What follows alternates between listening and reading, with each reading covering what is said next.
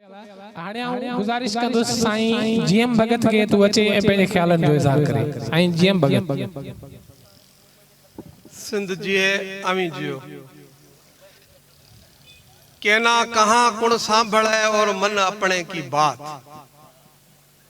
कहना कहाँ कुण सांभळे और मन अपने की बात। गूंगे मन सपन भयो और समझ समझ पछतात।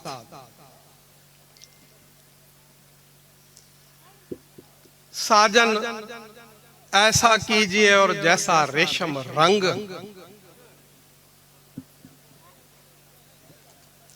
सिरसूली धिड़ पिंजरे, सिरसूली धिड़ पिंजरे मुए न छूटे संग।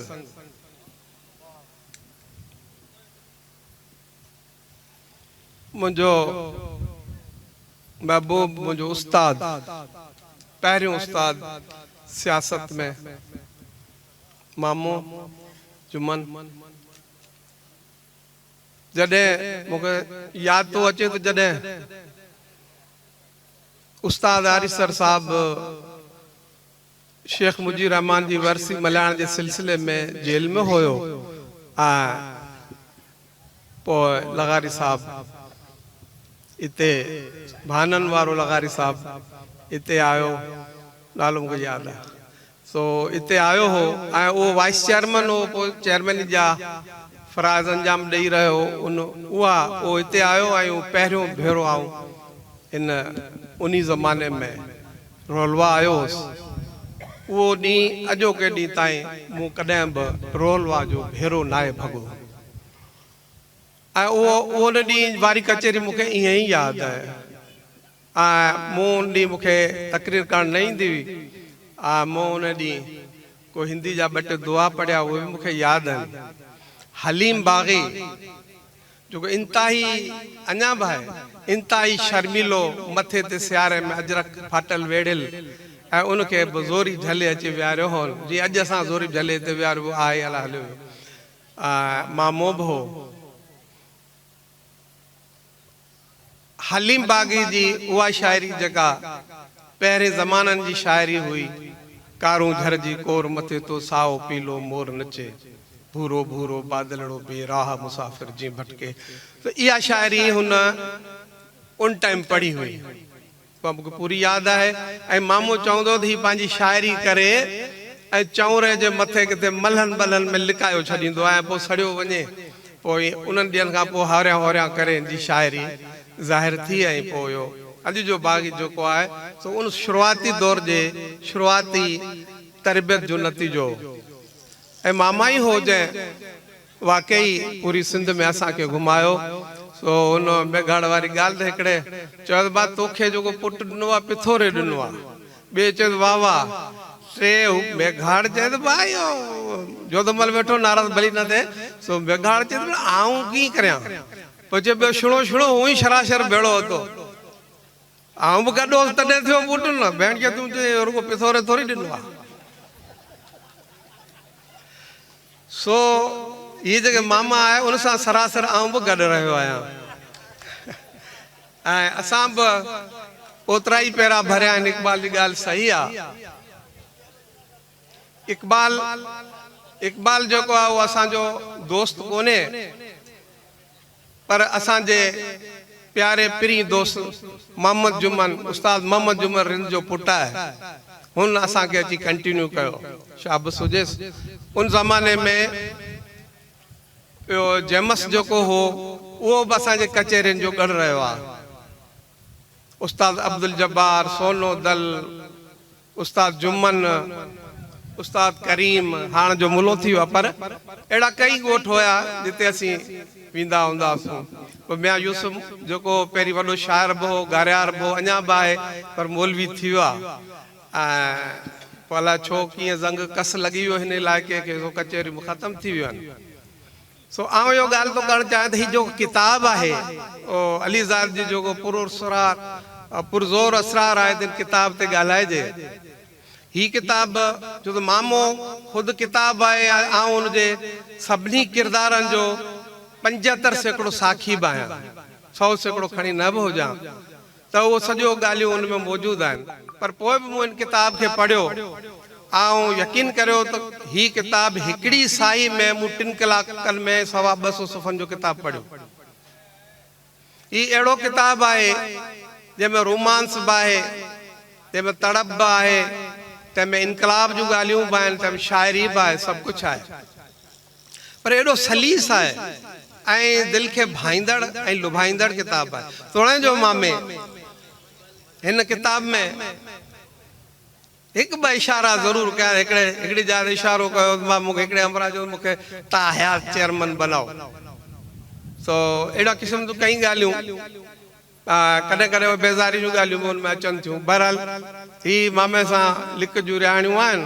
सो हाणोको जॾहिं बि एडिशन ईंदो त थी सघे थो नयूं ॻाल्हियूं, नवां इंकशाफ उनमें ज़रूरु दर्ज थींदा ऐं मामा उहे ॻाल्हियूं ज़रूरु दर्ज कंदो जेको हिकिड़ो तो शऊरी ऐं सम्झां थो त शऊरी ढक रखियो आहे।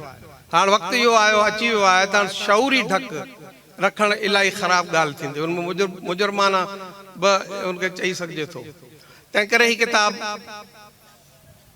तोड़े जो हुनजो ॿियो एडिशन अचे न अचे, पर ईंदड़ वक़्त जे मोरिख जेको हूंदो उहो हिन किताब जो सहारो वठी ईंदी। सिंध जी जेकॾहिं तारीख़ लिखणु चाहींदो त उन मां हुनखे इलाही इस्तफ़ादा थी सघे थो। एॾो वॾो ही किताब आहे। बाक़ी अलीज़ाद जेका महिनत कई आहे उहा सभिनी जे साम्हूं आहे। उनखे बि अलीज़ाद खे केॾी पज़ीराई मिली आहे उहा बि अभी पाण ॾिसो पिया, हर माण्हू पियो अचे थो अलीज़ाद पियो करे। सो हिकिड़ी ॻाल्हि ॿी बि करणु थो चाहियां त मोहबत छा थींदी आहे।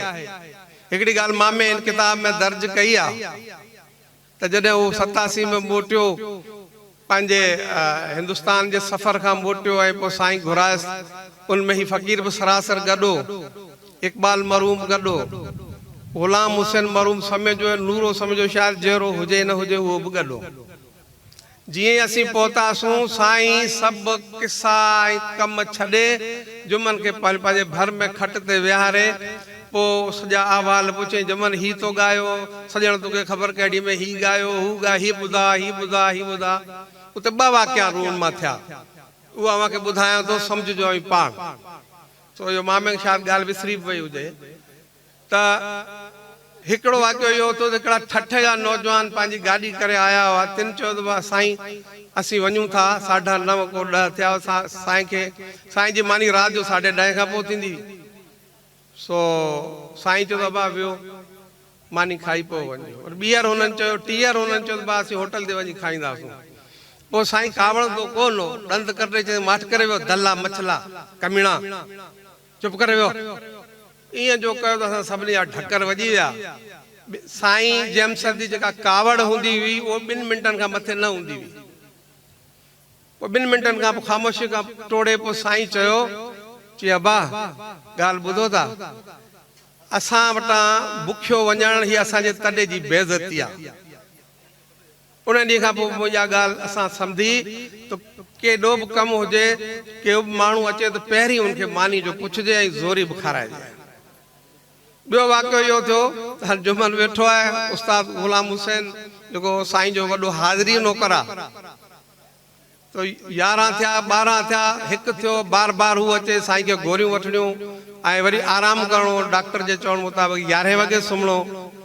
पर साईं चवंदो न बा जुमन जो हिकिड़ो कलाम ॿुधो। ऐं जुमन त हू एॾो आशिक़ हो ऐं जुमन जी साईं जेम्स न रुगो जुमन जी पर सभु आम कारकुननि जी केॾी हैसियत हूंदी उते, कीअं उनखे जेको आहे सो मोहबत कंदो हो साईं वॾो।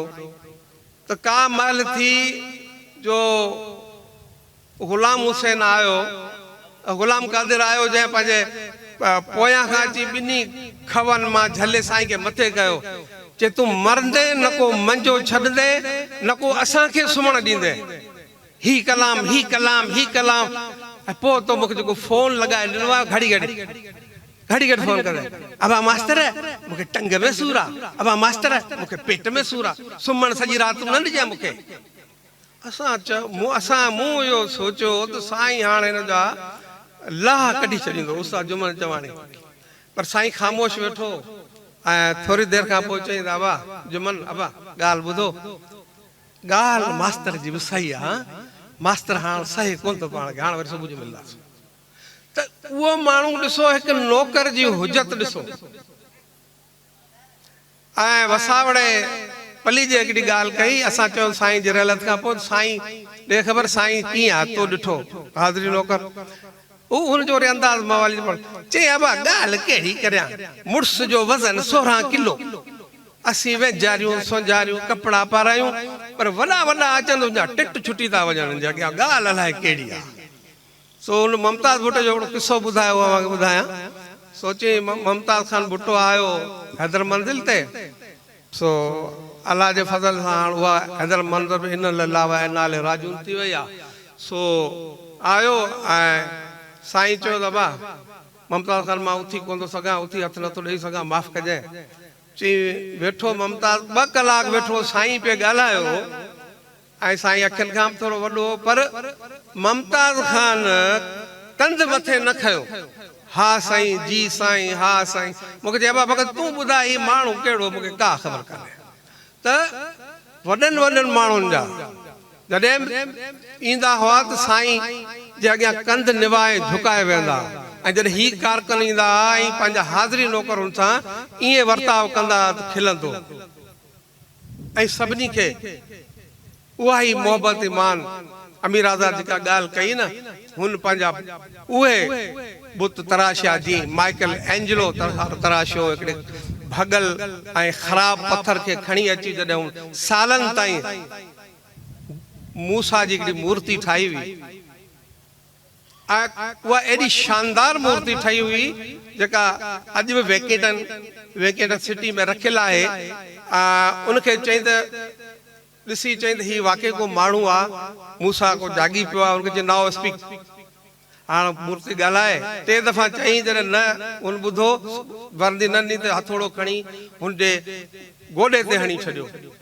ऐं उहो गोॾो टुटी पियो उहा टुटल मूर्ति अॼु दुनिया जी शाहकार तरीन मूर्ति आहे सो ईअं ई साईं जेमसद मामा जुमन जहिड़ियूं मूर्तियूं घड़ियूं ऐं जंहिं सॼी सिंध खे में पसार न रुगो सिंध न हिंद पर हीअ जेको सॼी ॻाल्हि हले पई सो वाकई इन्हनि सभिनी माण्हुनि जी इन्हनि माण्हुनि जी मरोन मिन्नत आहे असीं त हिननि जो रुगो जुतियूं खणी हलंदासीं ही ताज जोयो मशकूर फलकारो जंहिंखे इक़बाल गारियूं ॾींदो त वण तोखां हलण ई नथो पुॼे मैं वांगुरु पाॾे वांगुरु थो हली उहो बि अञा जहिड़ो वेठो आहे उस्ताद जुमन वारा इहे सभु माण्हू हुया जिन पंहिंजे हिसे जो कमु कयो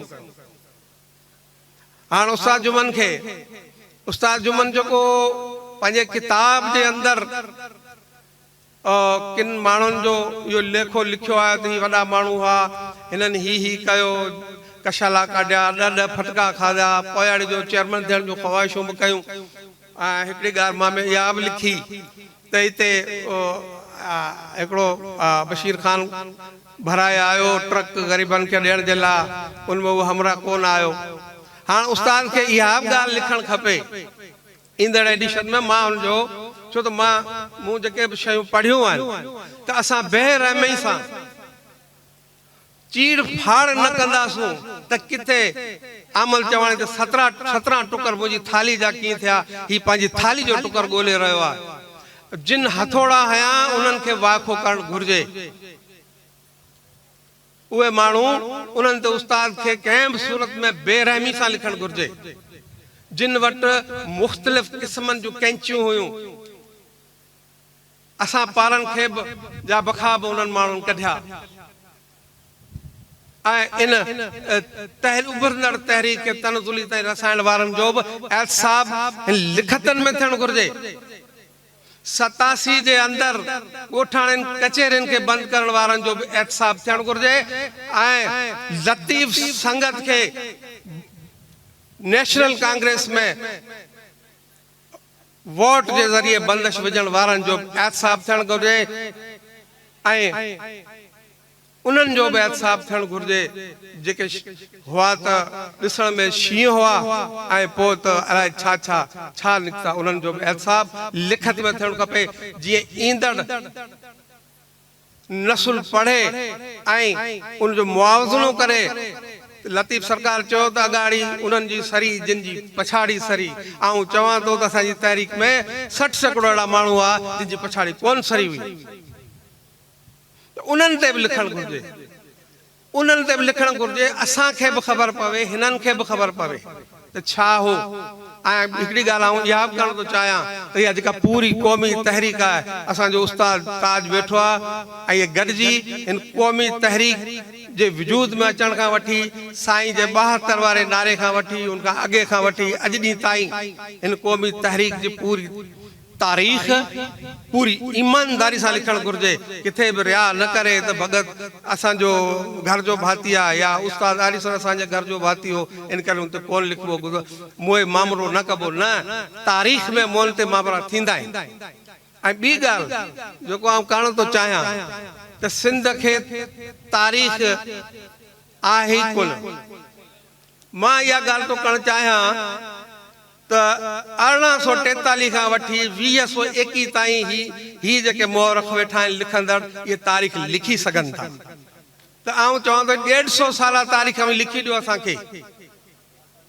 बाक़ी ईअं न त फलाणे छा चयो, हुन तारीख़ में छा लिखियल आहे, बिरसन बि अहिड़ा टिक साट करे पियो, उहे किताबनि में आणे पियो। ईअं न, मां आउं इहा ॻाल्हि नथो सम्झां। आउं चवां क्रिएटिव थियो। उस्ताद ताज खे सभई खफ़ा छॾे इहो वॾे में वॾो कमु आहे त सिंध जी तारीख़ लिखे ऐं क़ौमी तारीख़ लिखे। क़ौमी तारीख़ जे अंदरि जंहिं छुरा हयां उन्हनि जी तारीख़ लिखे, न रुगो तारीख़ लिखे पर उनजी तारीख़ छॾाए। ऐं मामो जुमल त उहो यगानो माण्हू आहे जंहिंखे साईं जीअं साईं जेमसद खे पंहिंजी हैसियत जी ताक़त जी ख़बर न हूंदी हुई, तीअं जुमन खे पंहिंजी हैसियत जी ताक़त जी ख़बर न आहे त सिंध हिंद पूरी दुनिया जुमन खे कीअं थी सुञाणे, उनजी ताक़त खे, उनजे आवाज़ खे कीअं थी वरनाए, उनजे आवाज़ खे पड़ाॾे में कीअं थी तब्दील करे। मूंखे इहो हिकिड़ो वाक़ियो नंढो ॿुधाए पियो, आउं वञा थो त साईं जेमसद वटि असीं वेठा हुजूं, मार्शल आर्ट सख़्तु हुई त 2 मायूं आयूं जेके रड़ंदियूं आहिनि त साईं असांजा मुड़साला मांझंद में असीं बिरोही आहियूं, असांजा फ़ौजी खणी विया आहिनि, हुननि खे तॾहिं धाड़ेलनि जो दौरो धाड़ेल मारे छॾींदा। साईं चए त बाबा आऊं फैसला मूं छॾे ॾिना, फ़ैसिलो वञी अमीर खां करायो। हुन चयो असांजा मुड़ुस मरी वेंदा, फ़ैसिलो छाजो कंदे। पोइ संस नौकर ग़ुलाम कादर खे चई बाबा आऊं हाणे छा करियां? चई त पोइ साईं तूं SP खे फ़ोन कर। तॾहिं हू घरड़े वारा फ़ोन हूंदा न, तो चई न हाणे तूं DC खे फ़ोन लॻा। DC खे फ़ोन हुन घरड़ो कयो, साईं जेमसद ॻाल्हाईंदो। असीं हुते वेठा हुआसीं, सैयद जी हैसियत ॿुधाईंदो आहे कि उनजी ताक़त केॾी हुई। विदिन 2 मिंटनि में कॉल आई कि साईं मां DC थो ॻाल्हायां। पोइ साईं हुन वीचारे खे ख़बर ई कोन हुई त साईं हुनजी मथां खां हेठि हिकु करे तोखे शर्म नथो अचे, ही कोन थो थिए, फलाणो हिन जा मुड़ुस मारे छॾींदा, फलाणो कंदा, हू कंदा, मंझंदि में मरी वेंदा, ईअं करे फ़ोन रखी छॾियईं। हाणे साईं पियो हुनखे ग़ुलाम कादर खे चए त भाउ मूं त चई छॾियो। असां चयो त हाणे हिन जा मुड़ुस वरियासीं वरिया। 10 मिंटनि खां पोइ DC जी कॉल आई, तो चई त इहा पूरी रंजिश सां व्यक्ति थिए, हितां इहो पुलिस खे असीं हटायूं था ऐं अवांजा माण्हू अचनि था। माण्हू ओॾी महिल सूबेदार वठी आयो, साईं वरी मज़ाक बि कंदो न, चई मायूं ॾिसो अवांजा मुड़ुस आहिनि, बदिली करे ॾिना अथनि। त ईअं माना हुन माण्हू जी ताक़त ॾिसो था, त एॾी वॾी हुन माण्हू जी ताक़त हुई। पर हुन कॾहिं बि इहो कोन ॼाणायो त मुंहिंजी का केॾी ताक़त आहे। जुमन मामे बि कॾहिं ईअं कोन महसूसु करायो त मुंहिंजी बि एॾी वाक़फ़ियत ऐं वाक़फ़कारी आहे। ऐं इहो अलीज़ाद वीचारे 3 कलाक ते पंहिंजो नूर निचोए टाइम विञायो। मूं पढ़ियो त हिनखे अलाए 2-3 नौकरियुनि मां कढी छॾनि पियो, अटे ला हला को मामे वांगुरु असां वांगुरु। मामे जी हिकिड़ी ॿी वॾी ॻाल्हि ॿुधायांव थो, जो अॼु बि हिते वेठा आहियो। मामे दुनिया जा वॾा, सिंध जा वॾा दस्तरखान मां ॾिठा हूंदा। साईं जेमसद जो दस्तरखान त उन सां त को लेखो लेणो कोन्हे, पोइ जीलानी थिया, ॿिया थिया, पर हिन मिसकीन माण्हू जो दस्तरखान, हिन अहिड़ो मिसकीन माण्हू हुजे ऐं उनजो ईअं कुशादो दस्तरखान हुजे, उनजा हीअं ई पुटु जेको आहे सदोरा पुटु ऐं जीअं पंहिंजे महिमाननि खे कंदा वतन। मूंखे सिंध में नथो सुझे, पर आउं बरे सग़ीर बि घुमिया, उते बि अहिड़ो कोन्हे। आवाज़ महिरबानी।